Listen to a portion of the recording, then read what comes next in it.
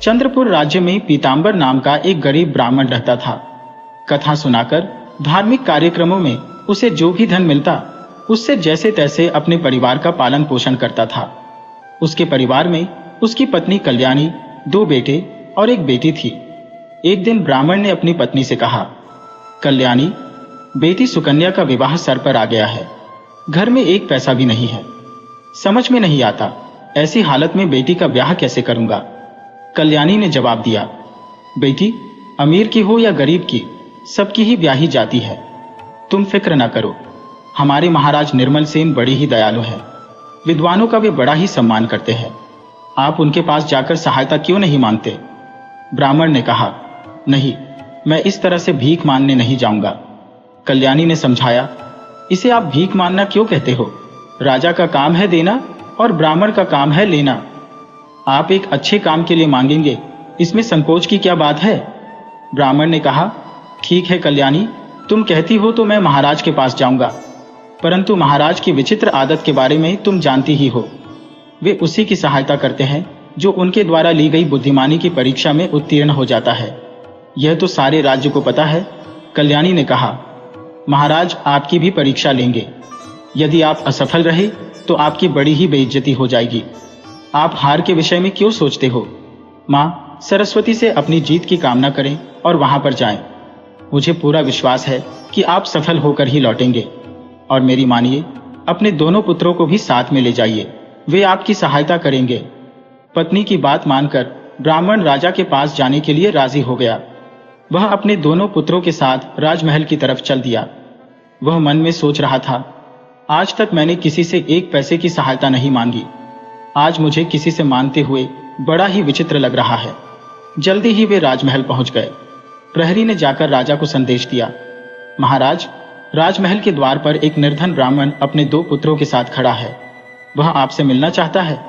राजा ने कहा, अच्छा, ऐसी बात है तो उसे ब्राह्मण को भेज दो। ब्राह्मण अपने दोनों बेटों के साथ राजा के सामने उपस्थित हुआ और बोला, प्रणाम महाराज। राजा ने कहा, आओ ब्राह्मण देवता, पधारिए, कहिए क्या आज्ञा है।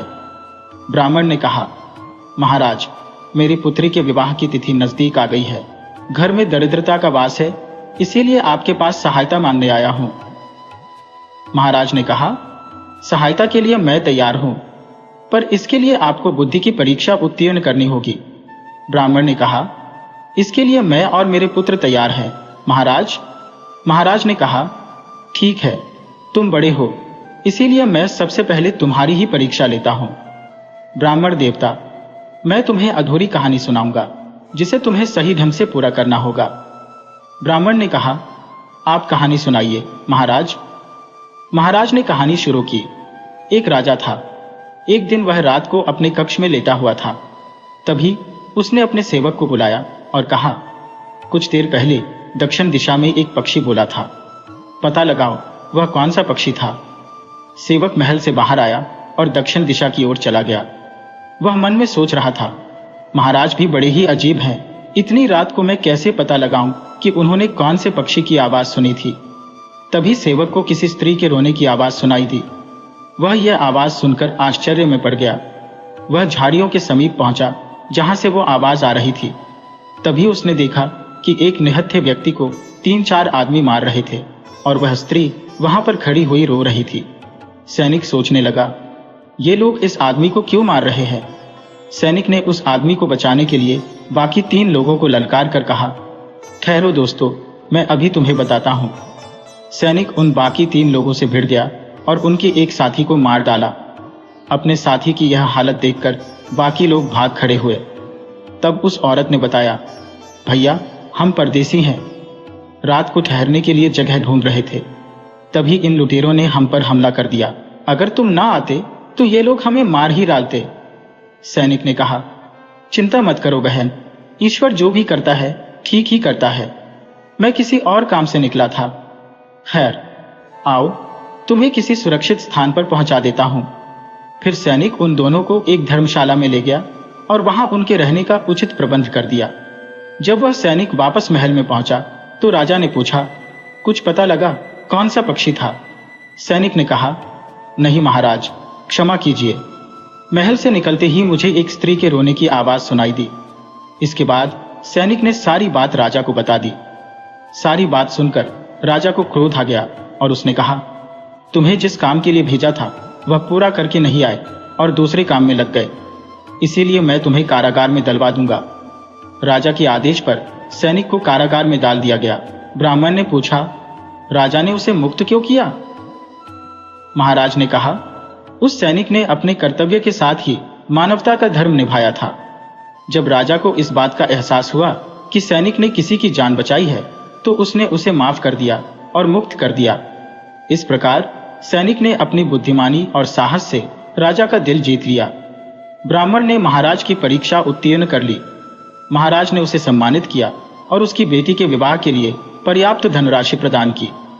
ब्राह्मण अपने दोनों पुत्रों के साथ खुश होकर घर लौट आया। राजा ने सेवक को मुक्त करते हुए उससे यह कहा था, सैनिक, तुम निर्दोष हो। उस पक्षी का पता लगाने हम स्वयं भी गए थे। शत्रु देश के गुप्तचर का भंडाफोड़ तो कर सके, मगर हम परिंदे की जानकारी नहीं प्राप्त कर सके। समय और परिस्थितियों को देखकर चलना पड़ता है।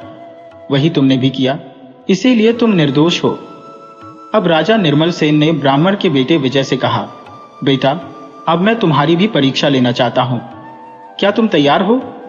विजय ने उत्तर दिया, हाँ महाराज। राजा ने कहानी शुरू की। खेरा गांव का मुखिया हरसुख बहुत ही बुद्धिमान था। वह रोज गांव वालों से नए और अनोखे प्रश्न पूछा करता था। इस गांव का रहने वाला एक लड़का जिसका नाम बिरजू था, वह उसके हर प्रश्न का बड़ी सूझबूझ से उत्तर देता था। एक दिन मुखिया ने बिरजू से पूछा, क्या कोई ऐसे दो व्यक्तियों को ला सकता है जिसमें से एक ने कभी सच न बोला हो और दूसरे ने कभी झूठ? बिरजू ने कहा, मैं ऐसे आदमियों को ला सकता हूं मुखिया जी। अगले दिन बिरजू मुखिया के सामने उपस्थित हुआ।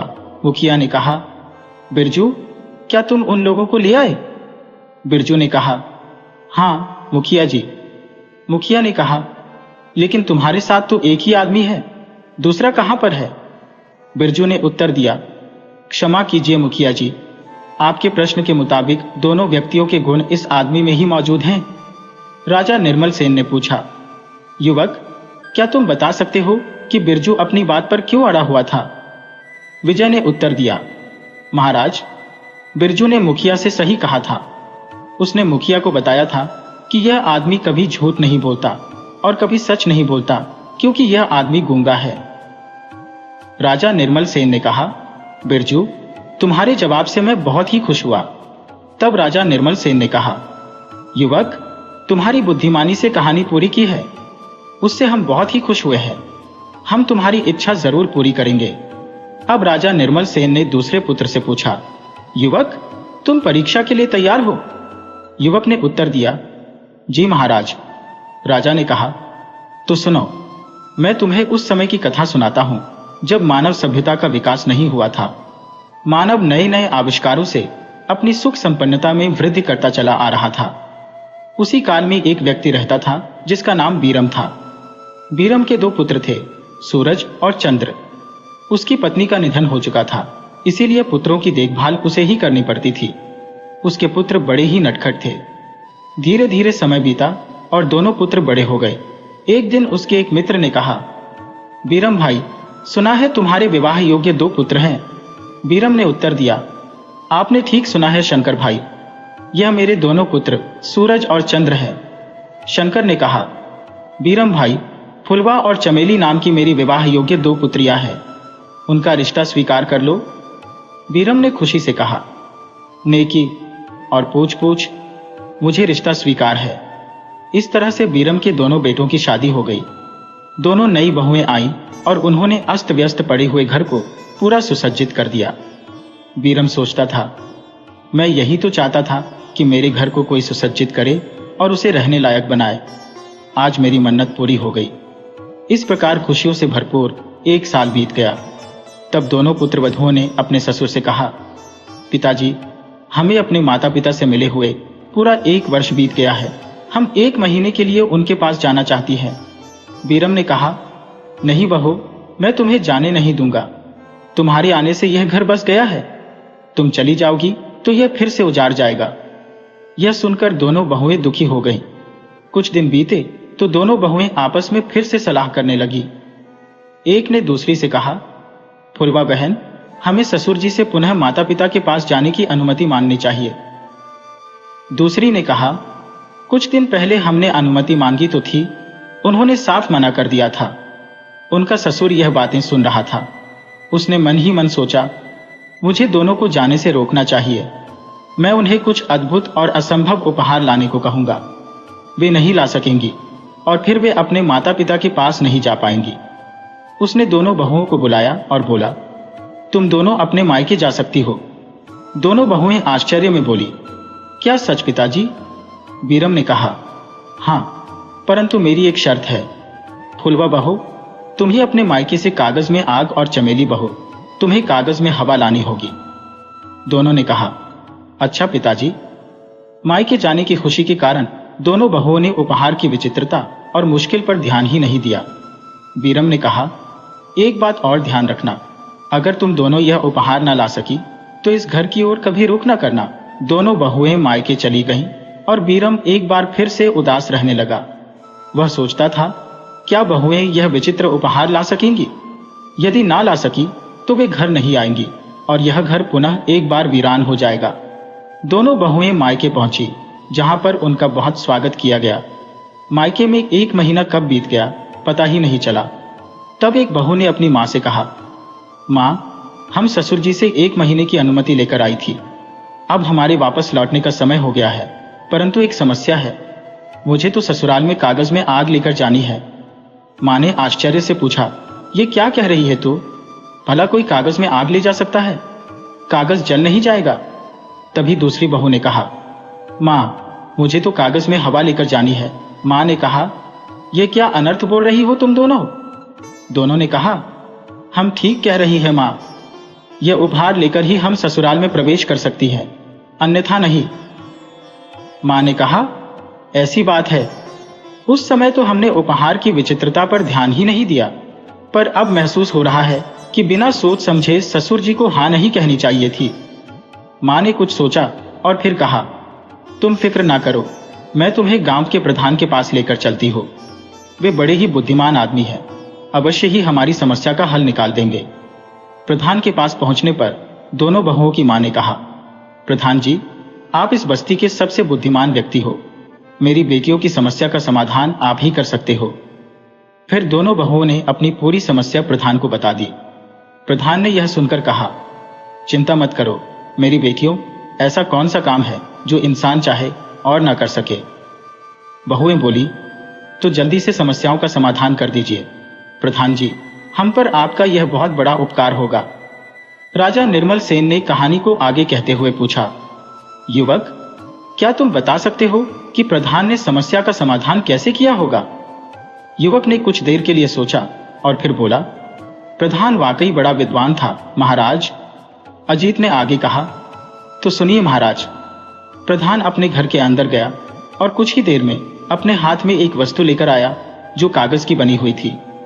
उसने कहा, देखो, मेरी इस कागज की पंखी से हवा आएगी। इस प्रकार से कागज में तुम अपने ससुर के लिए हवा ले जा सकती हो। चमेली ने उसे पंखा चलाकर देखा तो उसे सर्द हवा महसूस हुई। सचमुच इस कागज के पंखे से तो बहुत ठंडी हवा आ रही थी। प्रधान ने कहा, अभी तुम लोग यहीं पर रुको, मैं तुम्हारी दूसरी समस्या का भी समाधान निकालता हूं। प्रधान फिर से अपने घर के अंदर गया और अपने कमरे में जुट गया। जल्दी ही वह फिर से वापस आया और बोला, लो बेटी, इस कागज के कंदील में तुम आग ले जा सकती हो। दोनों बहुएं कागज का बना हुआ पंखा और कागज का बना हुआ कंदील लेकर अपने ससुराल पहुंची। आते ही ससुर ने पूछा, क्या तुम दोनों मेरे उपहार लेकर आई हो? बहुओं ने कहा, हाँ पिताजी। फुलवा ने कहा, पिताजी, ये कागज का कंदील है। दिन के समय इसे सजावट के लिए लटका देंगे, जिससे घर की शोभा बढ़ेगी और रात को इसमें दीपक जलाने से यह प्रकाश फैलाएगी। ससुर ने कहा, ओह, बहुत ही सुंदर है, लेकिन बहू, इस घर में तुम्हारी मुस्कान से ही प्रकाश होता है। तब चमेली ने कागज का पंखा दिया और कहा, पिताजी, इसे आप अपने चेहरे के पास लाकर देखो। बीरम ने ऐसा ही किया और बोला, इससे तो बहुत अच्छी हवा आ रही है। बहू, यह पंखा केवल हमारे परिवार को ही सुख नहीं देगा, बल्कि दुनिया भर में प्रचलित होकर लोगों को सुख देगा। बेटियों, तुम बहुत ही मूल्यवान उपहार लाई हो, पर तुम दोनों इन उपहार से भी ज्यादा मूल्यवान हो। मैं तुमसे बहुत ही खुश हूँ और जब चाहे तुम अपने मायके जा सकती हो। इतनी कहानी कहकर अजीत चुप हो गया। तब महाराज ने कहा, वाह युवक, तुमने बड़े ही उत्तम ढंग से अपनी कहानी पूरी की है। तुम भी हमारी कसौटी पर बिल्कुल खरे उतरे हो। धन्यवाद महाराज, अजीत ने कहा। राजा ने कहा, ब्राह्मण देवता, तुम और तुम्हारे पुत्र दोनों ही अत्यंत बुद्धिमान हैं। तुम्हारी बेटी का विवाह खूब धूमधाम से किया जाएगा, परंतु मेरी एक शर्त है। ब्राह्मण ने पूछा, क्या अभी भी कोई शर्त बाकी है? महाराज, राजा ने कहा, हाँ ब्राह्मण देवता, मैं अपनी दोनों बेटियों का विवाह तुम्हारे बेटों के साथ करना चाहता हूं। ब्राह्मण ने आश्चर्य से कहा, यह आप क्या कह रहे हैं महाराज? कहाँ राजा भोज और कहाँ गंगू तेली? यह सब हमारे सपने की बात है। राजा ने कहा, ब्राह्मण देवता, तुम इसकी चिंता न करो। जब रानी को इस निर्णय के बारे में पता लगा तो उसने महाराज से कहा, ये आपने क्या किया? राज्य के साधारण युवकों के साथ राजकुमारियों का विवाह निश्चित कर दिया। महाराज ने उत्तर दिया, महारानी, अजीत और विजय निर्धन परिवार से है, परंतु वे साधारण नहीं है। वे बहुमूल्य रत्न है। बुद्धिमानी में उनका कोई सानी नहीं है। वे निश्चय ही हमारी बेटियों के पति बनने के योग्य है। इसके बाद राजा निर्मल सेन ने पीतांबर की बेटी सुकन्या का विवाह बड़ी ही धूमधाम से राजमहल में ही करवाया और फिर अपनी बेटियों का विवाह ब्राह्मण के दोनों बेटों अजीत और विजय से करवा दिया।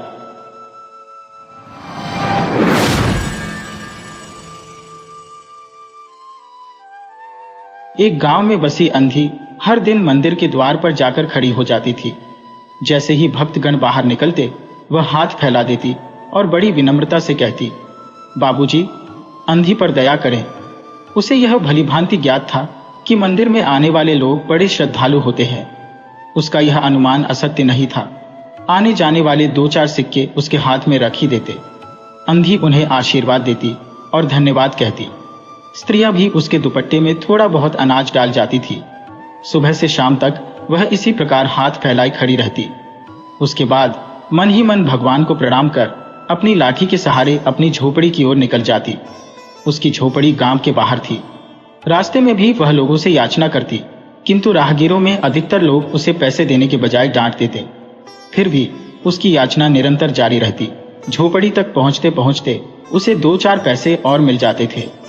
झोपड़ी के पास पहुंचते ही एक 10 वर्ष का बालक दौड़ता हुआ आता और उससे चिपक जाता। अंधी उसे टटोलकर माथे को चूमती।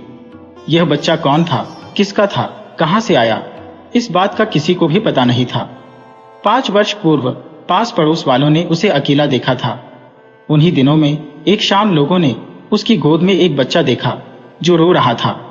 अंधी उसका मुख चूम चूम कर उसे चुप कराने का प्रयास कर रही थी। ये कोई असाधारण घटना नहीं थी, अतः किसी ने भी नहीं पूछा कि यह बच्चा किसका है।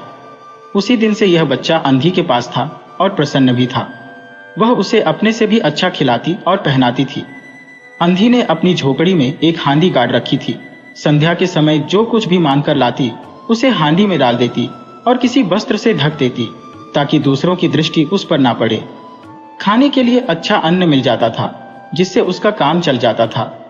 पहले बच्चे को भरपेट खिलाती, फिर स्वयं खाती। रात को बच्चे को अपने वक्ष से लगाकर सो जाती। प्रातः होते ही उसे खिला पिलाकर फिर मंदिर के द्वार पर जा खड़ी होती। काशी में सेठ बनारसी दास बहुत ही प्रसिद्ध व्यक्ति थे। बच्चा बच्चा उनकी कोठी से परिचित था। वह बहुत बड़े देशभक्त और धर्मात्मा व्यक्ति थे। धर्म के कार्यों में उनकी बड़ी रुचि थी। दिन के 12 बजे तक सेठ स्नान और ध्यान में लगे रहते। कोठी पर हर समय भीड़ लगी रहती थी। कर्ज के इच्छुक तो आते ही थे, परंतु ऐसे व्यक्तियों का भी तांता लगा रहता था जो अपनी पूंजी सेठ के पास धरोहर के रूप में रख जाते थे। सैकड़ों भिखारी अपनी थोड़ी बहुत जमा पूंजी इन्हीं सेठ के पास जमा करा जाते।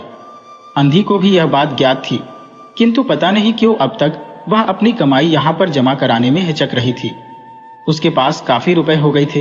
हांडी लगभग पूरी भर चुकी थी। उसे शंका थी कि कहीं कोई चुरा ना ले। एक दिन शाम के समय अंधी ने हांडी उठाई और अपने कपड़ों में छिपाकर सेठ की कोठी पर पहुंची। अंधी ने हांडी को सेठ के आगे सरका दिया और डरते डरते कहा, सेठ जी, इसे अपने पास जमा कर लो। मैं अंधी अपाहिज कहां तक इसे संभालती फिरूंगी। सेठ ने हांडी की ओर देखते हुए पूछा, इसमें क्या है? अंधी ने उत्तर दिया, भीख मांग मांग कर अपने बच्चे के लिए 2-4 पैसे इकट्ठे किए हैं, अपने पास रखते हुए डरती हूं। कृपया इन्हें आप अपनी कोठी में रख लें। सेठ जी ने मुनीम की ओर संकेत करते हुए कहा, वह इसमें जमा कर लो। फिर बूढ़ी अंधी से पूछा, तेरा नाम क्या है? अंधी ने अपना नाम बताया। मुनीम जी ने नकदी गिनकर उसके नाम से जमा कर ली और वह सेठ जी को आशीर्वाद देती हुई अपनी झोपड़ी की राह पर चली गई। 2 वर्ष बड़े ही सुख के साथ बीत गए। इसके पश्चात अंधी के लड़के को एक दिन बुखार हो गया। अंधी ने दवा दारू की, झाड़ फूंक से भी काम लिया, टोने टोटके की परीक्षा की, परंतु सारी कोशिशें व्यर्थ सिद्ध हुईं। लड़के की दशा दिन प्रतिदिन बिगड़ती गई। अंधी का हृदय टूट गया। साहस ने जवाब दे दिया। वह निराश हो गई, परंतु फिर उसे ध्यान आया कि संभवतः डॉक्टर के इलाज से फायदा हो जाए। इस विचार के आते ही वह गिरती पड़ती सेठ जी की कोठी पर आ पहुंची। सेठ जी वहीं पर उपस्थित थे। अंधी ने कहा, सेठ जी, मेरी जमा पूंजी में से 10 रुपए मिल जाए तो बड़ी कृपा होगी। मेरा बच्चा मर रहा है, डॉक्टर को दिखाऊंगी। सेठ जी ने कठोर स्वर में कहा, कैसी जमा पूंजी? कैसे रुपए? मेरे पास किसी के रुपए जमा नहीं है। अंधी ने रोते हुए उत्तर दिया, 2 वर्ष हुए मैं आपके पास राशि जमा करने आई थी, कृपया दे दीजिए, बड़ी दया होगी। सेठ जी ने मुनीम की ओर रहस्यमय दृष्टि से देखते हुए कहा, मुनीम जी, जरा देखो तो, इसके नाम की कोई पूंजी जमा है क्या? तेरा नाम क्या है री? सेठ की बात सुनकर अंधी की जान में जान आई, आशा बंध गई। पहला उत्तर सुनकर उसने सोचा था कि सेठ बेईमान है, किंतु अब सोचने लगी कि हो सकता है सेठ को ध्यान ना रहा हो। ऐसा धर्मी व्यक्ति भी भला कहीं झूठ बोल सकता है? अंधी ने अपना नाम बता दिया। सेठ के मुनीम ने खाता बही उलट पलट कर देखी, फिर कहा, नहीं तो इस नाम पर एक भी पाई जमा नहीं है। अंधी वहीं बैठी जमी रही। उसने रो रो कर कहा, सेठ जी, परमात्मा के नाम पर, धर्म के नाम पर कुछ दे दीजिए, मेरा बच्चा जी जाएगा, मैं जीवन भर आपके गुण गाऊंगी। उल्टा सेठ जी गुस्सा होकर बोले, जाती है या नौकर को बुलाऊं? अंधी लाठी टेक कर खड़ी हो गई और सेठ की ओर मुंह करके बोली, अच्छा, भगवान तुम्हें बहुत दे, और अपनी झोपड़ी की तरफ चल दी। अंधी की कही हुई यह बात कोई आशीष न थी, बल्कि एक दुखी का शाप था। बच्चे की दशा बिगड़ती गई, दवा दारू हुई ही नहीं। एक दिन उसकी अवस्था चिंताजनक हो गई, प्राणों के लाले तक पड़ गए। उसके जीवन से अंधी और भी निराश हो गई। सेठ पर रह रहकर उसे क्रोध आता था। वह सोचती, इतना धनी व्यक्ति है, 2-4 रुपए दे देता तो क्या चला जाता। फिर मैं उससे कोई दान तो नहीं मांग रही थी, अपने ही रुपए मांगने गई थी। उसे सेठ जी से घृणा हो गई थी। बैठे बैठे उसे कुछ ध्यान आया। उसने बच्चे को अपनी गोद में उठा लिया और ठोकरें खाती गिरती पड़ती सेठ के द्वार पर पहुंच गई। उनके द्वार पर बैठकर धरना देने लगी। बच्चे का शरीर जो ज्वर से भभक रहा था और अंधी का कलेजा भी तड़प रहा था। सेठ जी का एक नौकर किसी काम से बाहर आया। अंधी को बैठा देखकर उसने सेठ को सूचना दी। सेठ ने आज्ञा दी कि उसे भगा दो। नौकर ने अंधी से चले जाने को कहा, किंतु वह उस स्थान से ना हिली। नौकरों ने उसे मारने का भय दिखाया, परंतु वह टस से मस ना हुई। नौकर ने अंदर जाकर कहा कि यह बला नहीं चल रही। सेठ जी स्वयं बाहर आए, देखते ही पहचान गए। बच्चे को देखकर उन्हें बहुत ही आश्चर्य हुआ कि उसकी शक्ल सूरत उनके मोहन से बहुत मिलती जुलती है। 7 वर्ष पहले मोहन किसी मेले में खो गया था। उसकी बहुत खोज की, पर उसका कोई पता ना चला। उन्हें याद आया कि मोहन की जांघ पर एक लाल रंग का निशान था। इस विचार के आते ही उन्होंने अंधी की गोद के बच्चे की जांघ देखी। वह निशान था, परंतु पहले से कुछ बड़ा था। उनको विश्वास हो गया कि बच्चा उन्हीं का है। तुरंत उस बच्चे को छीनकर अपने कलेजे से लगा लिया। बच्चे का शरीर ज्वर से तप रहा था। सेठ ने नौकर को तुरंत डॉक्टर लाने के लिए भेज दिया। अंधी खड़ी हो गई और चिल्लाने लगी, मेरे बच्चे को ना ले जाओ, मेरे रुपए तो हजम कर गए, क्या मेरा बच्चा भी मुझसे छीन लोगे?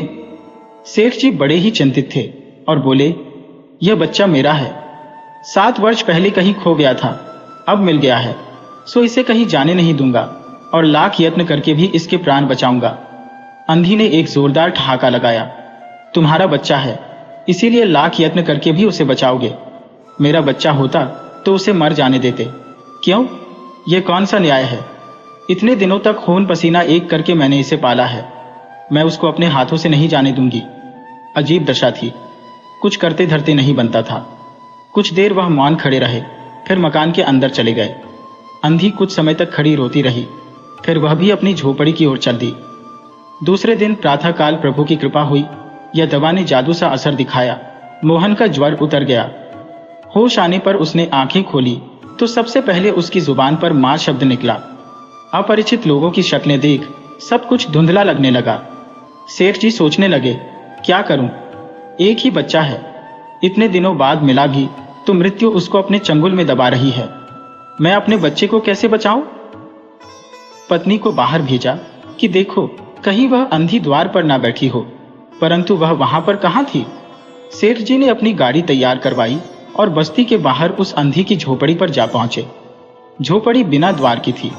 सेठ जी अंदर पहुंचे, देखा कि वह अंधी रो रही थी। उसकी आंखों से आंसू लगातार बह रहे थे। सेठ जी ने धीरे से उसको हिलाया। उसका शरीर भी अग्नि की भांति तप रहा था। सेठ जी ने कहा, अरे अंधी, तेरा बच्चा मर रहा है। डॉक्टर निराश हो गए हैं। रह रहकर वह बच्चा तुझे पुकारता है। अब तू ही उसके प्राण बचा सकती है। चल मेरे साथ, और मेरे नहीं बल्कि अपने बच्चे की जान बचा ले। अंधी ने उत्तर दिया, मरता है तो मरने दो। हम दोनों स्वर्ग लोक में फिर माँ बेटे की तरह मिल जाएंगे। इस लोक में सुख नहीं है, वहां पर मेरा बच्चा सुख में रहेगा। मैं वहां उसकी खूब सेवा करूंगी। सेठ जी रोने लगे। आज तक उन्होंने किसी के सामने सिर न झुकाया था, किंतु इस समय अंधी के पांव में गिर पड़े और रो रो कर कहने लगे, ममता की लाज रख लो, आखिर तुम भी उसकी मां हो। चलो, तुम्हारे जाने से वह बच जाएगा। ममता शब्द सुनकर अंधी का दिल पिघल गया। उसने तुरंत कहा, अच्छा चलो। सेठ जी सहारा देकर उसे लाए और अपनी गाड़ी में बिठा दिया। गाड़ी घर की तरफ दौड़ने लगी। उस समय सेठ जी और अंधी भिखारिन की दशा एक ही जैसी थी। दोनों की यही इच्छा थी कि जल्दी से जल्दी बच्चे के पास पहुंच जाए। कोठी आ गई। सेठ जी ने सहारा देकर अंधी को उतारा और अंदर ले गए। भीतर जाकर अंधी ने मोहन के माथे पर हाथ फेरा। मोहन पहचान गया कि यह उसकी मां का हाथ है। उसने तुरंत आंखें खोल दी। अपनी मां को समीप खड़े देखकर वह बोला, मां, तुम आ गई? स्नेह से भरे स्वर में अंधी ने उत्तर दिया, हाँ बेटा, तुम्हें छोड़कर कहां जा सकती हो। अंधी भिखारिन मोहन के सिराने बैठ गई। उसने मोहन का सिर अपनी गोद में रख लिया। उसे बड़े ही सुख का अनुभव हुआ। मोहन उसकी गोद में तुरंत सो गया। दूसरे दिन मोहन की दशा अच्छी होने लगी और 10-15 दिन में वह बिल्कुल स्वस्थ हो गया। जो काम हकीमों, वैद्यों और डॉक्टरों से ना हो पाया था, वह अंधी के प्यार ने पूरा कर दिया। मोहन के पूरी तरह से स्वस्थ हो जाने पर अंधी ने विदा मांगी। सेठ जी ने बहुत कुछ कहा, सुना और अंधी को समझाया कि वह उन्हीं के पास रह जाए, परंतु अंधी सहमत ना हुई। विवश होकर उन्हें उसे विदा करना ही पड़ा। जब वह चलने लगी तो सेठ जी ने रुपयों की एक थैली उसके हाथ में रख दी। अंधी ने पूछा, इसमें क्या है?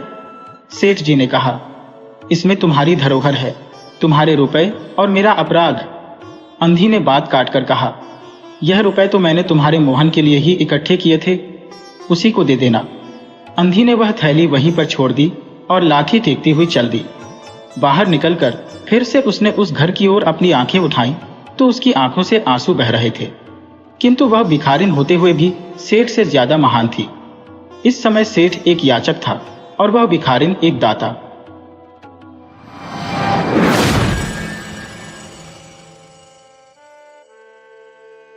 माघ महीने की वह रात थी। रात के 2 बजे रहे थे। एक तालाब के किनारे गन्ने के खेत थे, जिसमें आधा गन्ना काटा हुआ था।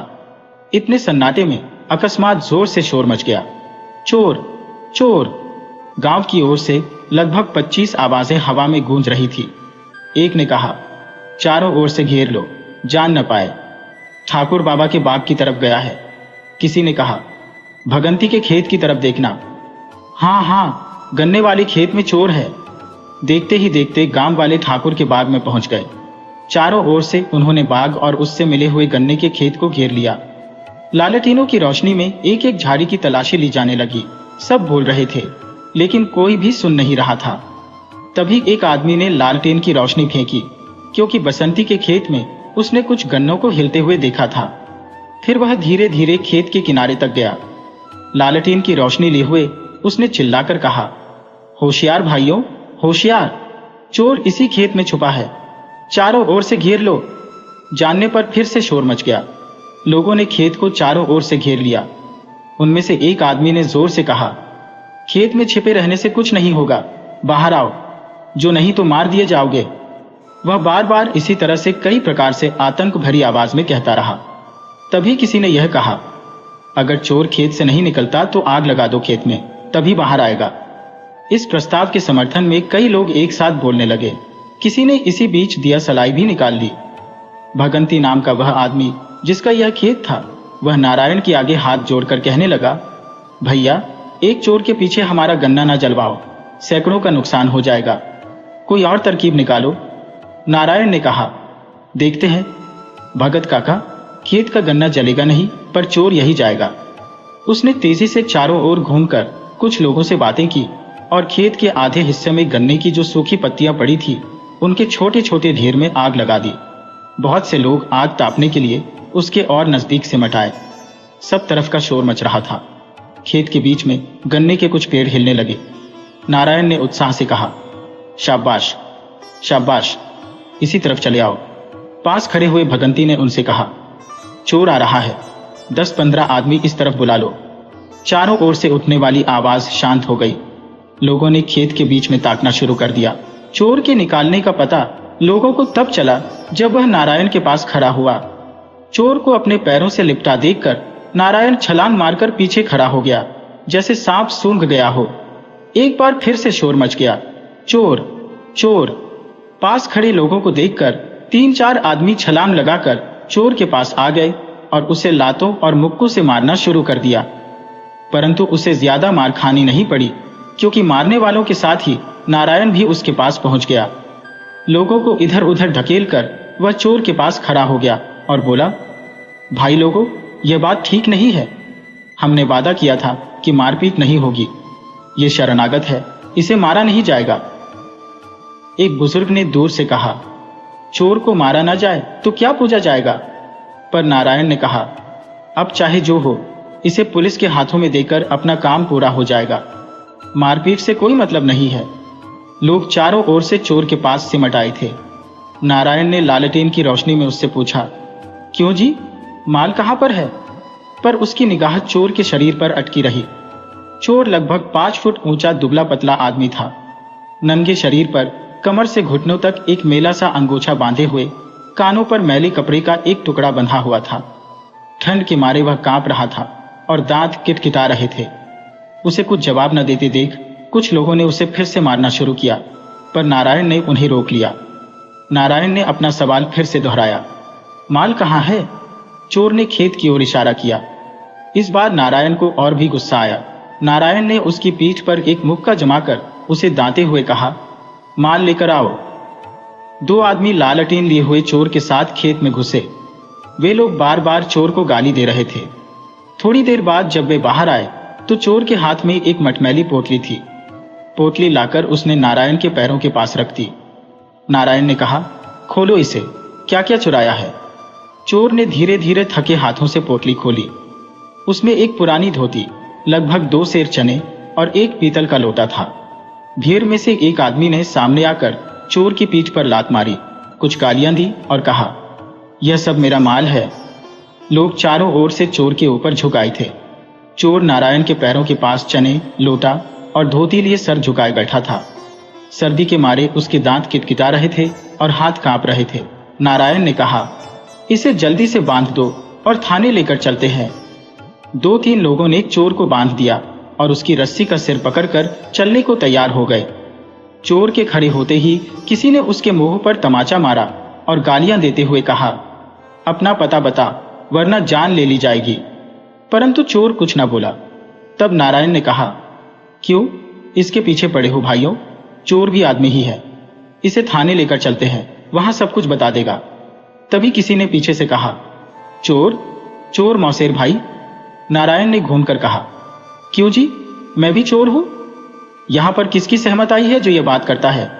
12 लोग इस बात पर हंसने लगे। बात आई गई हो गई। वे लोग चोर को लेकर चलते चलते गांव के पास आ गए। तब तक रात के 4 बज रहे थे। उन लोगों में से एक बूढ़ा किसान रास्ता काटने के लिए कहानी सुनाता जा रहा था। वह बूढ़ा बोला, तो युधिष्ठिर ने कहा कि ब्राह्मण ने हमारे राज्य में सोने की थाली चुराई है, उसे क्या दंड दिया जाए? तब विदुर बोले, महाराज, ब्राह्मण को दंड नहीं दिया जा सकता। तो राजा बोले, इसने चोरी की है तो दंड तो देना ही पड़ेगा। तब विदुर ने कहा, महाराज, इसे राजा बाली के पास इंसाफ के लिए भेज दो। जब राजा बाली ने ब्राह्मण को देखा तो उसे आसन पर बैठाया। किसी ने कहा, चोर को आसन पर बिठला, यह कैसे? बुद्ध बोले, क्या चोर क्या राजा, आदमी आदमी की बात है। राजा ने उसे आसन दिया और पूरा हाल पूछा कि आपने चोरी क्यों की? तो ब्राह्मण बोला, चोरी पेट की खातिर की। चौकीदार ने पूछा, तब क्या? बुद्ध बोले, राजा बाली ने कहा कि राजा युधिष्ठिर को चाहिए कि वह खुद दंड दे। ब्राह्मण को दंड नहीं होगा, क्योंकि राजा के राज में पेट की खातिर चोरी करनी पड़े। वह राजा 2 कौड़ी का है, उसे दंड मिलना चाहिए। तभी चौकीदार जी खोलकर हंस पड़ा। वाह रे बाबा, क्या बात है, क्या इंसाफ है राजा बाली का। राजा विक्रमादित्य को भी मानना पड़ेगा। वे लोग हंसते हंसते चले जा रहे थे। चोर भी अपनी पोटली दबाए हुए पंजों के बल उचकता हुआ आगे बढ़ता गया। पूर्व की ओर गन्ने के बीच से कुछ रोशनी का आभास हुआ। चौकीदार ने रस्सी का एक छोर नारायण को देते हुए कहा, तुम लोग यहां पेड़ के नीचे रुको, मैं दिशा मैदान से फराग खोलूं। साथ के दोनों आदमी भी बोल उठे। बूढ़े ने कहा, ठीक तो है नारायण भैया, तुम इसे पकड़े बैठे रहो, हम लोग भी निपट आते हैं। वे लोग चले गए। नारायण थोड़ी देर चोर के साथ पेड़ के नीचे बैठा रहा। फिर अचानक बोला, क्यों जी, मुझे पहचानते हो? दया की भीख सी मानते हुए चोर ने उसकी ओर देखा। कुछ कहा नहीं। नारायण ने फिर धीरे से कहा, हम सचमुच मौसेरे भाई हैं। इस बार चोर ने नारायण की ओर देखा, देखता रहा, पर इस सूचना पर नारायण को आश्चर्य भरी निगाह की उम्मीद थी, जो उसे नहीं मिली। एक दुबला पतला सा आदमी उससे दया की भीख मांग रहा था। नारायण ने धीरे से रुककर कहा, कलकत्ते के शाह मकसूद का नाम सुना है? मैं उन्हीं के गोल का हूं। ऐसा लग रहा था मानो किसी को किसी अनजान दल में फंसाया जा रहा हो। चोर ने इस बार बिंधी हुई निगाहों से उसकी ओर देखा। नारायण ने फिर से कहा, कलकत्ते के बड़े बड़े सेठ मेरे नाम से फर्राटे खाते हैं। मेरी शक्ल देखकर टी दोनों के तले खुल जाते हैं, रोशनदान टूट जाते हैं। नारायण लगातार बातें करता जा रहा था, पर चोर की आंखों में न आनंद झलका, न स्नेह। न उसकी आंखों में प्रशंसा की कोई किरण फटी, न उसमें आतंक की छाया पड़ी। वह चुपचाप नारायण की ओर देखता ही रहा। अचानक ही नारायण ने गुस्से से भरकर उसकी देह को बड़ी जोर से झापड़ मारा और जल्दी जल्दी कहना शुरू कर दिया, सारी चोरों की बेइज्जती न कर। चोरी ही करनी है तो आदमियों जैसी चोरी कर। कुत्ते, बिल्ली, बंदरों की तरह रोटी का एक टुकड़ा मत चुरा। सुन रहा है भी? मालूम पड़ा कि वह सुन रहा है। उसके चेहरे पर हैरानी का कोई भाव नहीं दिख रहा था। नारायण ने कहा, यह आधा सेर चना और एक लोटा चुराते हुए तुझे शर्म नहीं आई? यही करना है तो कलकत्ते क्यों नहीं आता? तब चोर की आंखों से आंसू बहने लगे। उसके होंठ इतने फैल गए कि लग रहा था वह हंस पड़ेगा, पर उसके आंसू बहते ही जा रहे थे। वह अपने पेट पर दोनों हाथों से मुक्का करने लगा और आंसुओं का वेग और भी ज्यादा बढ़ गया।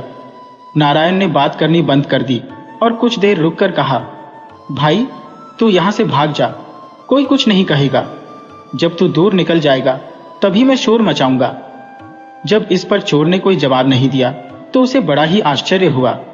फिर कुछ रुककर उसने कहा, बड़ा है क्या भी? फिर भी चोर ने कुछ नहीं कहा। नारायण ने उसे बांधने वाली रस्सी का सिरा उसकी ओर फेंका, उसे धकेलकर दूर किया और हाथ से उसे भाग जाने का इशारा किया, पर चोर भाग नहीं रहा था, जमीन पर ही पड़ा रहा। इतने में दूसरे लोग आते हुए दिखाई पड़े। नारायण ने गंभीरता पूर्वक उठकर चोर को जकड़ने वाली रस्सी पकड़ ली और उसे खींचकर खड़ा कर दिया। एक एक करके वह सब लोग भी आ गए। सवेरा होते होते वे थाने पहुंच गए। थाना मुंशी ने देखते ही कहा, सवेरे सवेरे किसका मुंह देखा? पर मुंह देखते ही वह फिर से बोला, अजब जानवर है, चेहरा तो देखो, लगता है हंस पड़ेगा। दिन के उजाले में सबने देखा कि उसका चेहरा सचमुच ऐसा ही था। थाना मुंशी ने जोर से फिर से पूछा, क्या नाम है? चोर ने पहले की तरह ही हाथ जोड़ दिए। तब थाना मुंशी ने उसके मुंह पर 2 तमाचे मार दिए और अपना सवाल दोहराया। जोर का मुंह कुछ और फैल गया। उसे 2-3 तमाचे फिर मारे गए। इस बार उसकी चीख से सब चौंक पड़े।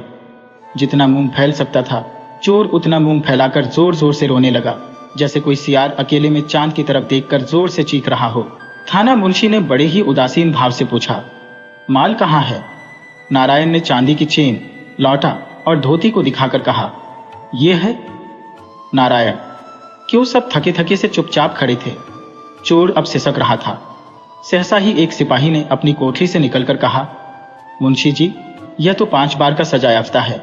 इसके लिए न जेल में जगह है न बाहर, घूम फिर कर फिर यहीं आ जाता है।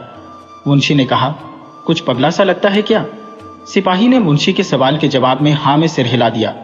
फिर पास आकर चोर की पीठ थपथपाते हुए कहा, क्यों गंजे, फिर गया? कितनी देर के लिए जाओगे? 6 महीने के लिए या साल भर के लिए? चोर सिसक रहा था। उसकी आंखों में भय, व्यथित और जड़ता के भाव समाप्त हो चले थे। सिपाही की तरफ देखकर वह बार बार हाथ जोड़कर झुकने लगा, जैसे उसका पुराना परिचित हो। चौकीदार ने साथ के बुद्ध को कोहनी से हिलाकर कहा, साल भर को जा रहा है, समझ गए बाली महाराज? पर उसकी इस बात पर कोई नहीं हंसा। असल बात यह थी कि वह चोर गंगा था और अपनी गरीबी के कारण वह चोरी करता था। जेल उसके लिए जेल नहीं बल्कि उसका घर थी। इस तरह की छोटी मोटी चोरियां करके वह जेल में आता और यह जेल उसके लिए एक आसरा थी। नारायण और उसके साथी चोर को थाने में देकर अपने गांव वापस लौट गए। अब उन लोगों के मन में उस चोर के लिए नफरत नहीं बल्कि सहानुभूति थी।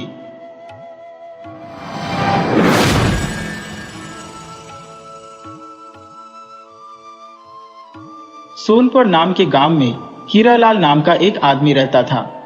हीरालाल खेती करके अपना जीवन यापन करता था। उसके परिवार में उसकी पत्नी और 2 बच्चे थे। खेती बढ़िया से होती और उसकी अच्छी फसल हो जाती तो परिवार का गुजर बसर अच्छा हो रहा था।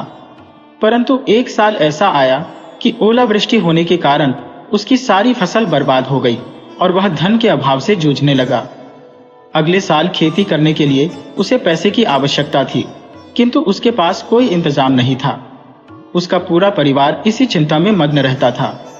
एक दिन की बात है, हीरालाल अपने घर में नहीं था। वह इसी सोच विचार में डूबा था कि पैसे का इंतजाम कैसे होगा।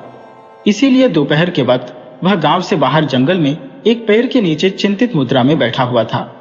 वह अपने सोच विचार में इतना मग्न था कि तभी इस गांव के एक सेठ उधर से गुजरे। वे सेठ पन्नालाल थे। सेठ पन्नालाल एक बड़े ही धनी व्यापारी थे। धनी होने के साथ साथ वे बहुत ही परोपकारी और दूसरों की सहायता करने वाले थे। पूरे गांव में उनकी छवि एक नेक और नरम दिल इंसान के रूप में थी। जब सेठ ने हीरालाल को उदास बैठा देखा तो पूछ लिया, क्यों भाई हीरालाल, कुछ परेशान मालूम होते हो? क्या बात है? सेठ की सहानुभूति भरी वाणी सुनकर हीरालाल की आंखों से आंसू निकल आए और वह बोला, क्या बताऊं सेठ जी, पिछले साल फसल खराब हो गई थी। अब इस साल खेती करने के लिए पैसों का कोई इंतजाम नहीं हो पा रहा है। अगर खेत नहीं बोए तो मेरे परिवार के भूखे मरने की नौबत आ जाएगी। बस इसी बात की चिंता में मैं बैठा हुआ हूं कि खेती लायक पैसों का इंतजाम कहां से करूं, किसके आगे हाथ फैलाऊं। यह सब बातें सुनकर सेठ को हीरालाल पर दया आ गई। सेठ जी ने पूछा, कितने पैसों से तुम्हारा काम चल जाएगा? हीरालाल बोला, बस 1000 मिल जाते तो मेरा काम हो जाता। सेठ ने झट से 1000 निकाले और हीरालाल के हाथ में देते हुए बोले, यह लो 1000 और अपने खेत समय पर बीज डालो। 3 महीने में जब फसल आ जाएगी तब मेरा रुपया वापस कर देना। हीरालाल रुपए हाथ में लेते हुए हाथ जोड़कर बोला, आपकी बड़ी ही मेहरबानी सेठ जी, मैं फसल आते ही सबसे पहले आपके रुपए ब्याज सहित चुका दूंगा। आप चाहें तो कल ही आपकी दुकान पर इन रुपयों की लिखा पढ़ी के लिए हाजिर हो जाऊंगा। सेठ सचमुच ही एक बड़े ही दयावान और भले आदमी थे। वे बोले, तुम कौन सा साल 2 साल के लिए रुपए ले रहे हो? 3-4 महीने में फसल आ जाएगी तब चुका ही देना। अब इसके लिए क्या लिखा पढ़ी करनी? वैसे भी मैं अभी शहर जा रहा हूं, 2 हफ्ते बाद लौटूंगा।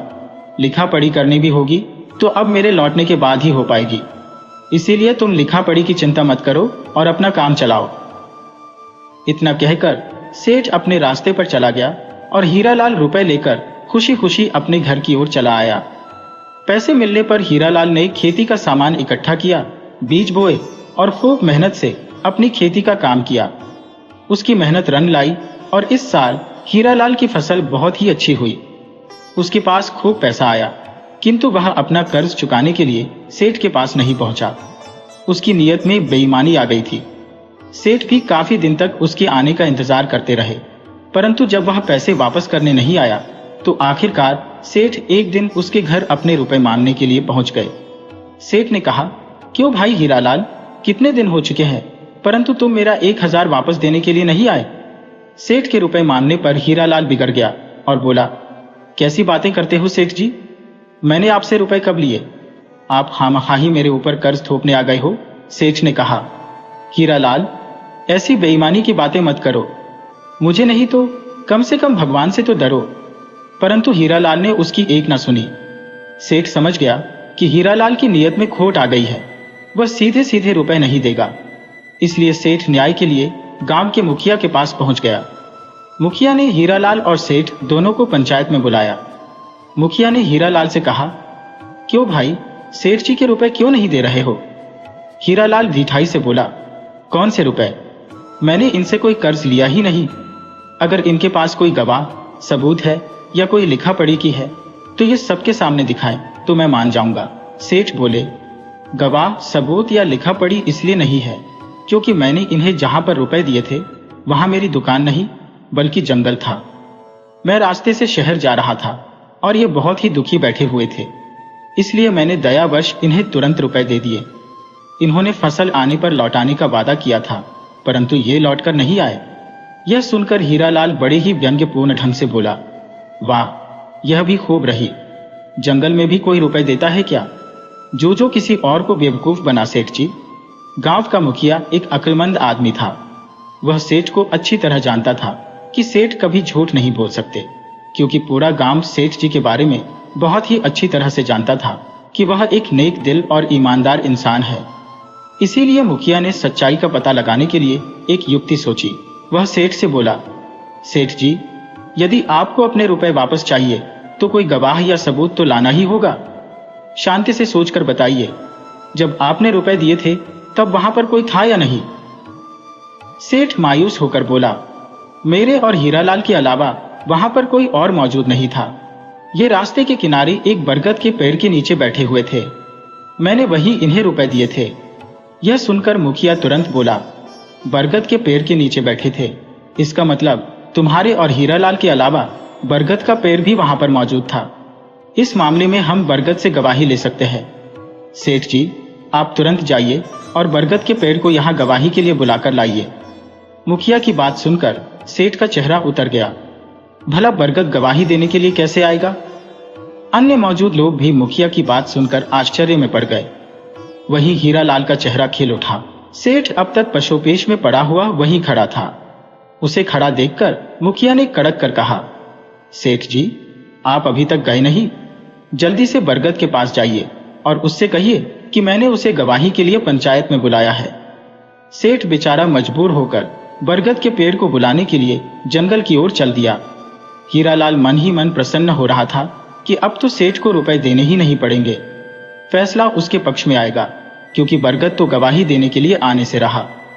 सेठ जी को गए हुए काफी देर हो गई तो मुखिया ने हीरालाल से कहा, क्यों भाई हीरालाल, क्या लगता है सेठ उसे बरगद के पेड़ तक अभी पहुंच गया होगा या नहीं?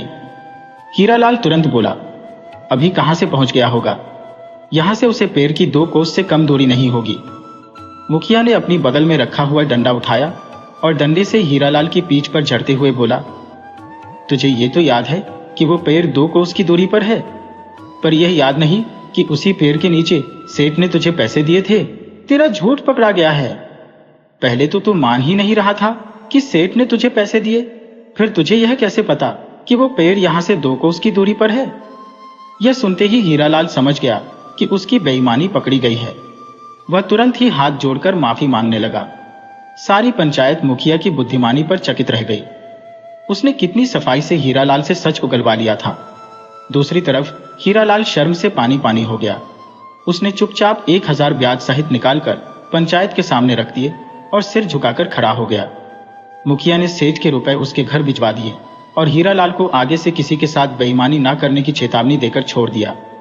इस तरह से एक बुद्धिमान मुखिया ने ईमानदार सेठ को न्याय दिला दिया।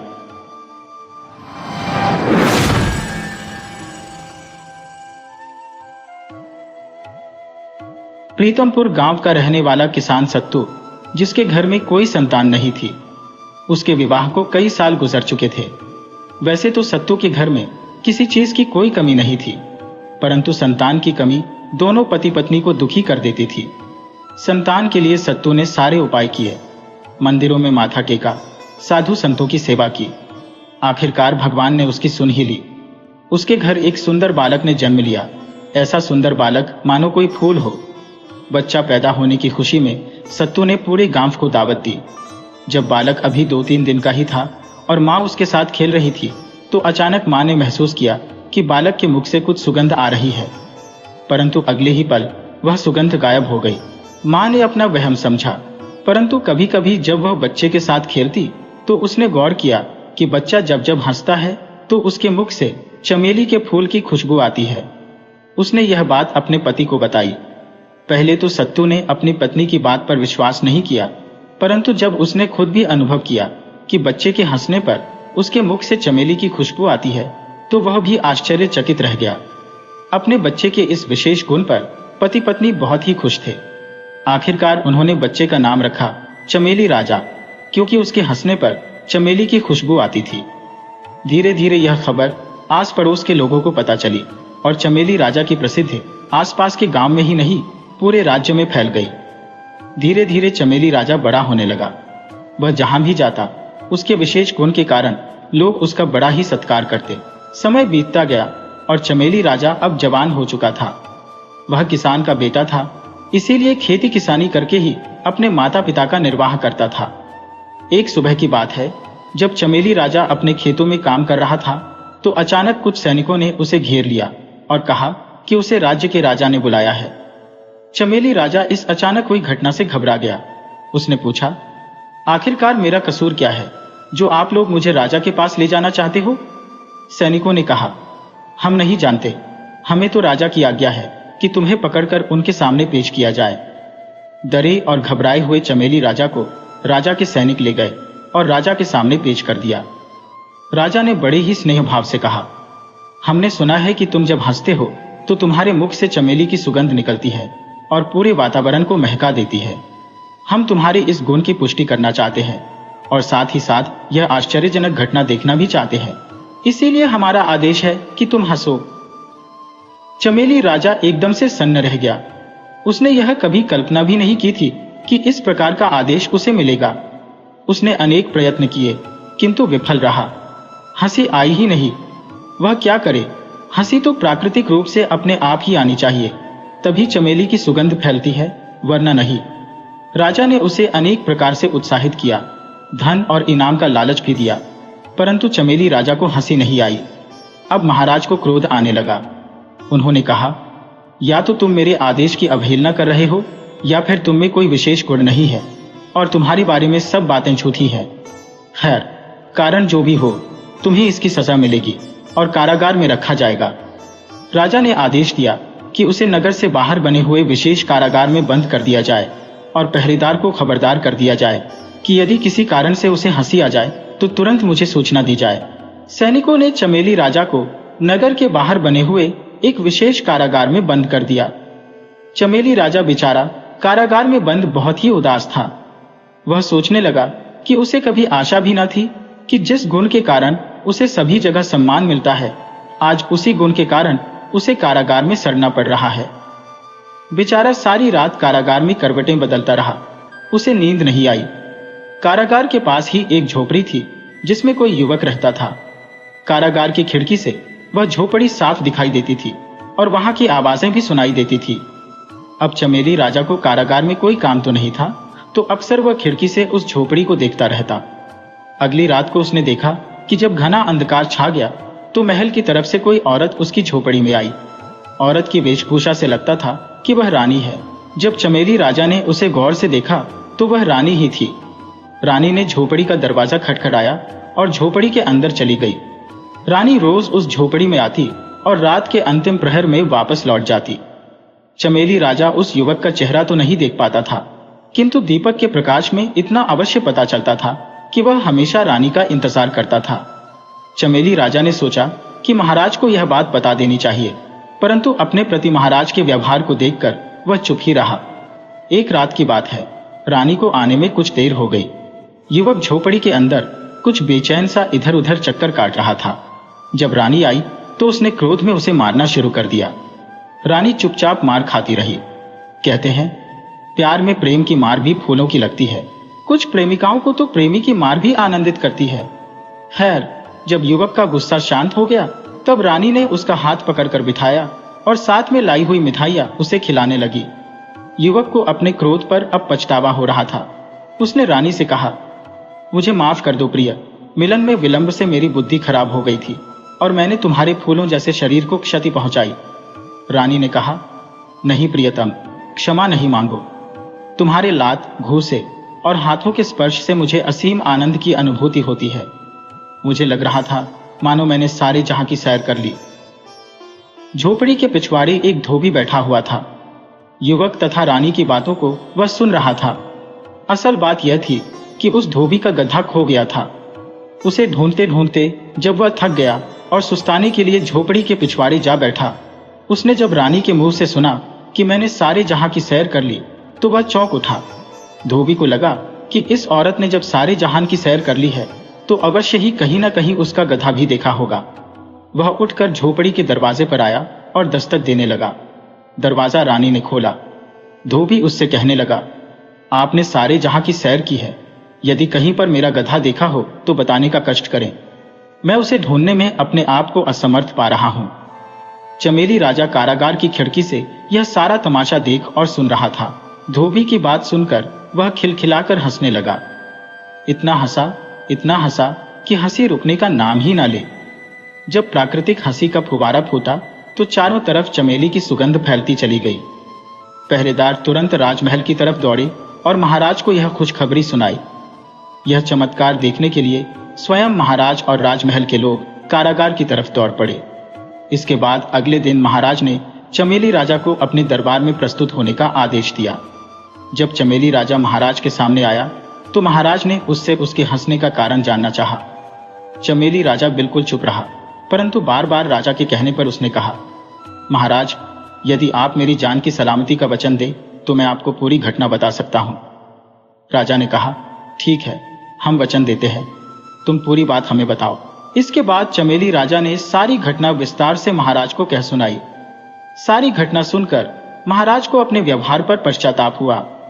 उसने चमेली राजा को कैद से मुक्त कर दिया और बहुत सा इनाम देकर सम्मान पूर्वक उसे विदा किया। अपनी रानी को दूसरे पुरुष से संपर्क रखने के कारण कारागार में डाल दिया। अब चमेली राजा के पास बहुत सी धन दौलत थी और वह अपने माता पिता के पास आ गया। कुछ दिनों बाद ही चमेली राजा का विवाह एक बड़ी ही सुंदर युवती से कर दिया गया और वह आनंद पूर्वक अपना जीवन बिताने लगा।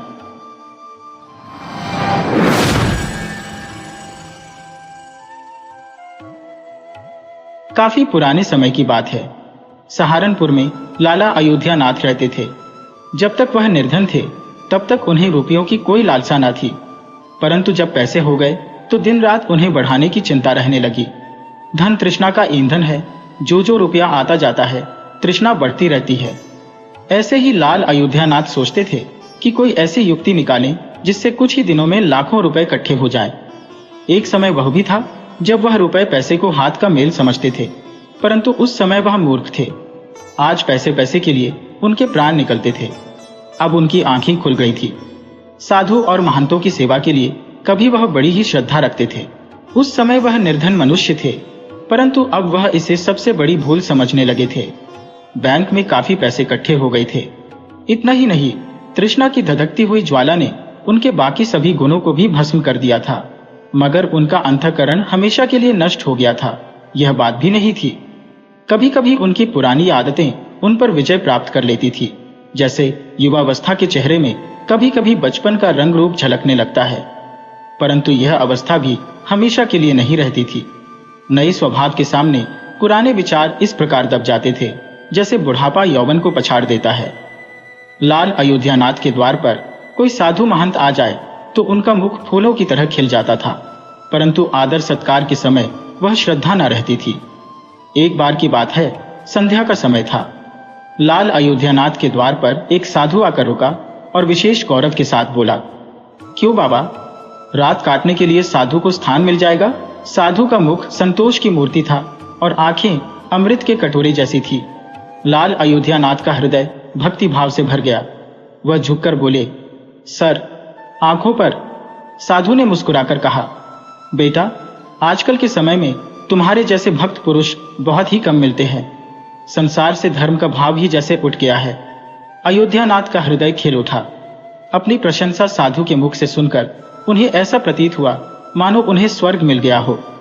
मुस्कुराहट होठों तक आ ही गई थी, परंतु उसे दबाकर वह बोले, महाराज, यदि साधु संतों की सेवा ना की तो इस मनुष्य जन्म का क्या फायदा? साधु महाराज अंदर पहुंचे। लाल अयोध्यानाथ ने आदर सत्कार में कोई कसर न छोड़ी। बासमती के चावल बनवाए, मीठे दही के बड़े बनवाए, दाल और भजियों में घी इस तरह से तैरता था जैसे नदी नालों में जल बहता है। लाल अयोध्यानाथ साधुओं को ऐसे अच्छे और पौष्टिक पदार्थ खिलाने के पक्ष में नहीं थे, परंतु इस साधु की बटन में न जाने कैसी शक्ति थी कि उनके वर्षों के विचार क्षण भर में बदल गए।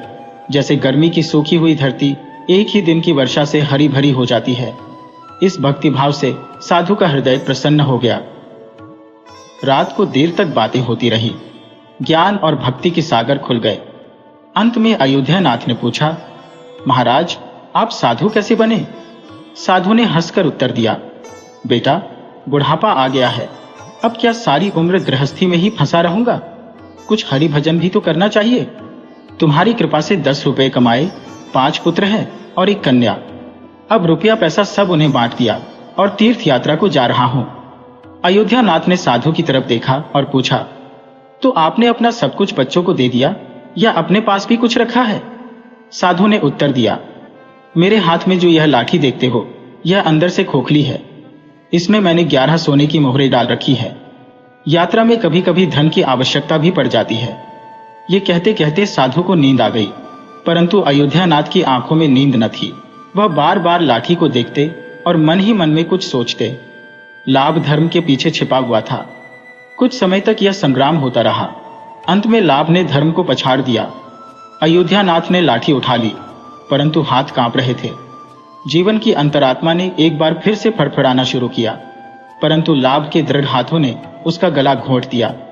अयोध्यानाथ ने लाठी खोलकर उसमें से सोने की मोहरें निकाल ली और उनकी जगह पर साधारण सिक्के भर दिए। पाप का जादू चल चुका था। अगली सुबह हुई। साधु हरिद्वार जाने को तैयार हुआ। अयोध्यानाथ का हृदय बैठा जा रहा था।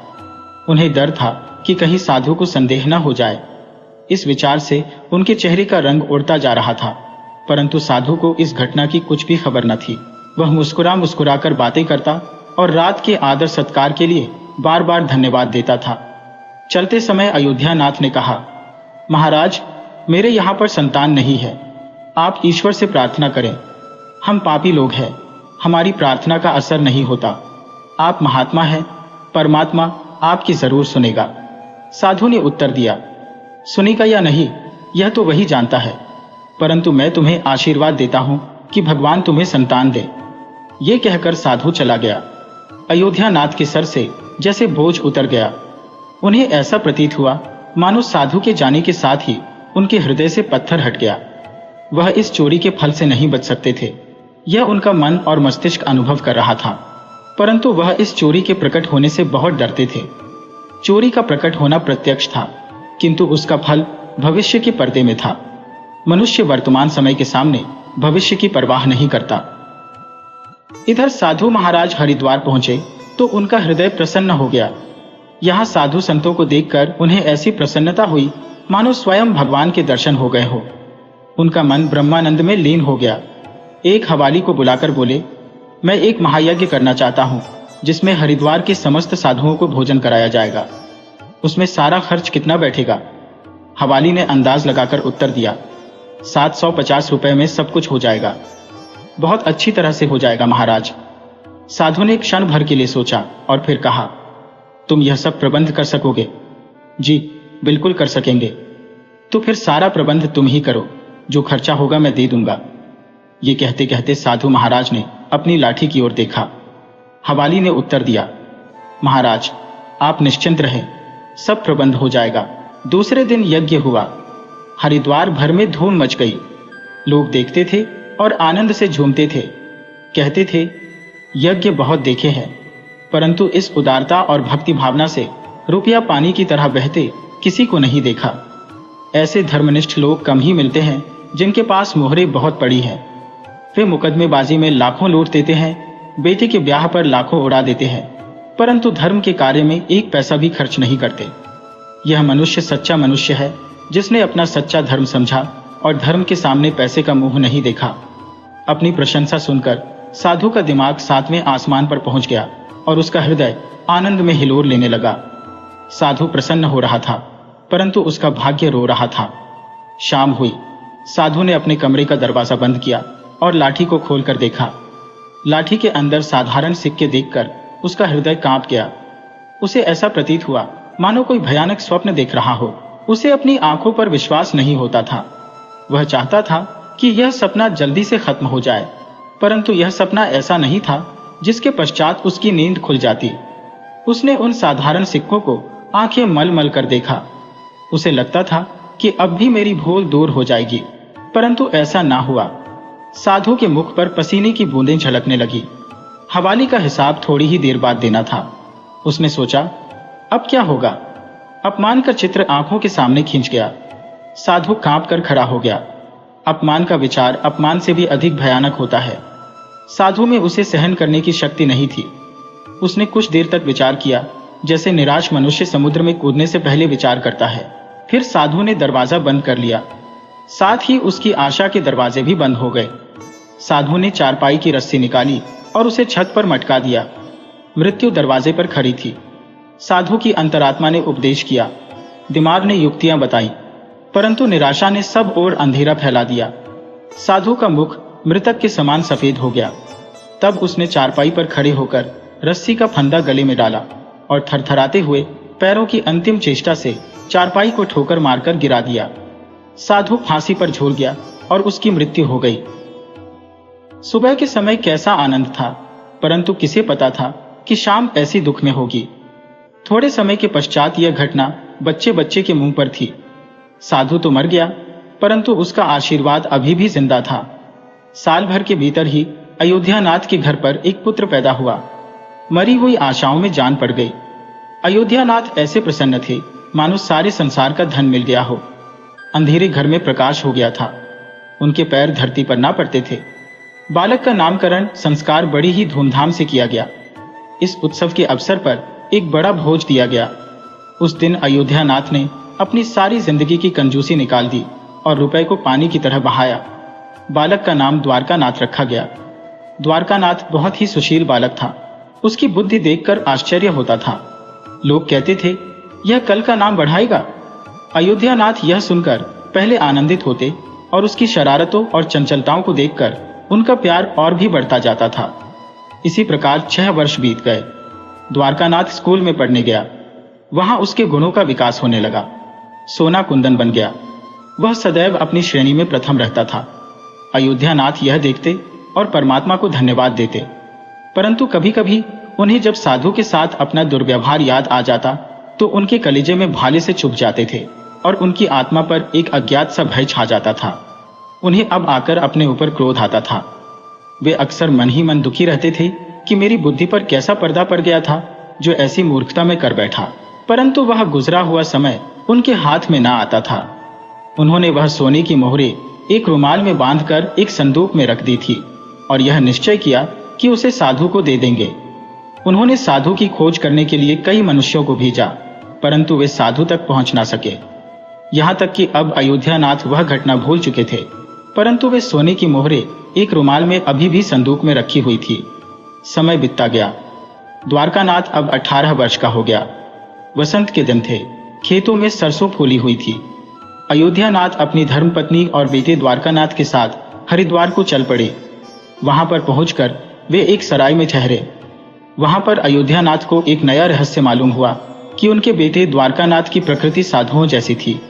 वह दिन रात साधुओं के दरबार में घूमता रहता कोई भी दिन दुखी और गरीब उसे दिखाई देता तो वह उसकी सहायता करता। अयोध्यानाथ यह देखकर बड़े ही कुपित थे, परंतु वे कुछ कर न सकते थे। द्वारकानाथ का मुख देखकर उनका क्रोध तत्काल ही उतर जाता था। वह बहुत सोचते थे, परंतु द्वारकानाथ के इस स्वभाव का कारण उन्हें समझ में नहीं आता था। एक बार सांझ का समय था। द्वारकानाथ हरिद्वार में ही अपने दरबार की तरफ लौट रहा था कि रास्ते में एक बूढ़ा आदमी उसे रोता हुआ मिला। द्वारकानाथ ने आश्चर्य से पूछा, क्यों भाई, रोते क्यों हो? क्या कहूं? कहते हुए लज्जा आती है। फिर भी बताओ तो, द्वारकानाथ ने आग्रह किया। मैं गंगा जी में डूबकर अपना जीवन खत्म करने जा रहा हूं, क्योंकि मुझे व्यापार में घाटा हुआ है और मेरे सर पर बहुत सा कर्ज है। व्यापार में घाटा हुआ है और कर्ज है, परंतु यह तो मामूली सी बात है। बूढ़े आदमी ने विचित्र भाव से द्वारकानाथ की ओर देखकर कहा, मुझे ऋण चुकाना है, नहीं तो आत्महत्या करने के सिवा मेरे पास कोई चार नहीं है। द्वारकानाथ कुछ देर चुप रहा। यह मौन उस अभागे बूढ़े आदमी के लिए एक आशा बन गया। बहते हुए आंसू रुक गए। द्वारकानाथ ने बूढ़े से पूछा, कितने रुपयों से तुम्हारा काम चल सकेगा? जब मनुष्य निराश हो जाता है तो उसे पग पग पर आशा दिखाई देती है। बूढ़े आदमी ने हिसाब लगाकर उत्तर दिया, मेरे सर पर 1400 के लगभग ऋण चढ़ा हुआ है। 1400 रुपए? हाँ, 1400 रुपए। द्वारकानाथ कुछ देर चुप रहा, फिर उसने कहा, चिंता ना करो, प्रबंध हो जाएगा। बूढ़े आदमी ने पूछा, तो कब तक? आज ही रात तक। द्वारकानाथ ने उत्तर दिया, कर दूंगा। तुम मुझे कहां पर मिलोगे? बूढ़ी ने कहा, चौक पर जो हवाई की बड़ी दुकान है वह मेरी ही दुकान है, मैं तुम्हें वहीं पर मिलूंगा। द्वारकानाथ उड़ता हुआ वापस सराय में पहुंचा। उस समय उसके हृदय में हलचल सी मची हुई थी। उसका चेहरा व्याकुल था। वह चाहता था कि जितनी जल्दी हो सके हवाई का संकट दूर कर दे। उसे किसी दिव्य शक्ति ने विश्वास दिला दिया था कि इस हवाई की सहायता करना मेरा धर्म है। वह एक विशेष भावनात्मकता के साथ घर पर पहुंचा। माता और पिता दोनों कहीं बाहर गए हुए थे। द्वारकानाथ का रास्ता साफ हो गया। उसने नौकरों से चाबियां ली और कमरे के अंदर गया, परंतु संदूक में ताला लगा हुआ था। द्वारकानाथ पर भूत सवार था। उसने पत्थर लेकर संदूक का ताला तोड़ दिया और फिर संदूक टटोलने लगा। निराशा ने पर फैलाए, मगर आशा ने एक चमक दिखाई। द्वारकानाथ के हाथ में एक रुमाल आ गया। उसने कांपते हुए हाथों से उसे जल्दी से खोला। उसका हृदय कमल की तरह खिल गया। उसे रुमाल में सोने की मोहरें मिली। यह वही सोने की मोहरें थी जो एक समय में अयोध्यानाथ ने साधु से चुराई थी। मोहरें गिनी तो पूरी 100 निकली। द्वारकानाथ का हृदय प्रफुल्लित हो गया। उसने मोहरें जब में रखी और रुमाल को वापस संदूक में रख दिया और इस तरह से भागा जैसे कोई पुलिस वाला उसके पीछे लगा हो। द्वारकानाथ ने भलाई करने के लिए बुराई का सहारा लिया था। अपना काम पूरा करके द्वारकानाथ वापस घर पर पहुंचा। रात का समय था। वह अभी आकर बैठा ही था कि उसके पेट में पीड़ा होने लगी। द्वारकानाथ एक साहसी नवयुवक था। बड़े से बड़े कष्ट में भी वह हिम्मत नहीं हारता था, परंतु यह पीड़ा न जाने किस प्रकार की थी कि उसके मुख से चीखें निकल गईं। अयोध्यानाथ ने भी जब देखा तो उसे ऐसा जान पड़ा जैसे कोई विपत्ति पड़ने वाली है। वह दौड़ते हुए डॉक्टर के पास गए, परंतु अभी वापस बिना आए थे कि द्वारकानाथ ने प्राण त्याग दिए। अयोध्यानाथ ने जब यह सुना तो पछाड़ खाकर गिर पड़े और कई दिन तक बीमार रहे। परंतु द्वारकानाथ को क्या हो गया, यह आज तक उनकी समझ में नहीं आया। एक दिन संदूक में किसी चीज के लिए हाथ डाला तो मोहरों वाला रुमाल नहीं था। अचानक उनको कई वर्षों की भूली हुई घटना याद आ गई। परंतु उन मोहरों का चला जाना और द्वारकानाथ का मरना, इन दोनों घटनाओं में क्या संबंध है, इसे वह कभी समझ ना सके। परंतु कहानी सुनने वाले तो समझ ही गए होंगे कि दोनों घटनाओं में क्या संबंध था। असल बात यह थी कि जो साधु की मोहरें अयोध्यानाथ ने चुराई थी, उसी साधु ने अयोध्यानाथ के बेटे द्वारकानाथ के रूप में पुनर्जन्म लिया था और द्वारकानाथ बनकर उसने ही वही सोने की मोहरें वापस अयोध्यानाथ से चुराकर बूढ़े हवाई को दे दी और अपना पूर्व जन्म का कर्ज चुका दिया। वह बूढ़ा आदमी वही हवाई था जिसने साधु के लिए भंडारे का प्रबंध किया था। इस तरह से अपना ऋण पूरा करते ही द्वारकानाथ के प्राण निकल गए। साधु ने पूर्व जन्म का अपना ऋण उस हवाई को चुका दिया। अयोध्यानाथ के लिए अपने कर्म की सजा यह थी कि अब वह सारा जीवन अपने जवान बेटे की मौत के दुख में रोता रहा।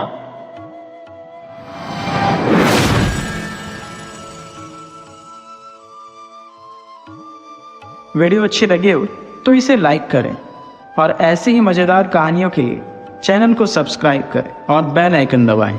ज़्यादा से ज़्यादा अपने दोस्तों को शेयर करें। धन्यवाद।